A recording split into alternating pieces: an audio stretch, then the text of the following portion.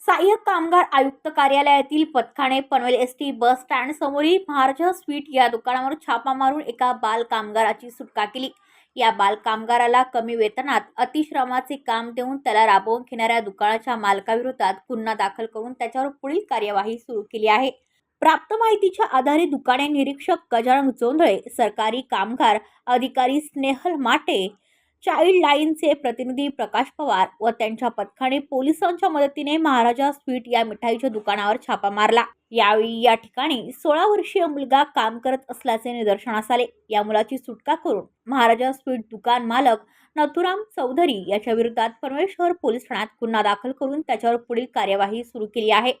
दरम्यान पनवेल महानगरपालिका हद्दीतील अनेक स्वीट मार्ट, बेकरी, चायनीज दुकाने, कपड्याची दुकाने, हॉटेल या ठिकाणी बालकामगार सर्रास काम करत असून सहाय्यक कामगार आयुक्त कार्यालय याबाबत दुर्लक्षितपणा करीत असल्याने अनेक बालकामगारांचे शोषण होत आहे। ब्युरो रिपोर्ट पनवेल वार्ता न्यूज। आपल्या परिसरातील बातम्या आमच्यापर्यंत पोहोचवण्यासाठी स्क्रीनवर दिलेल्या क्रमांकावर संपर्क साधू शकता। दूरध्वनी क्रमांक 8652414343।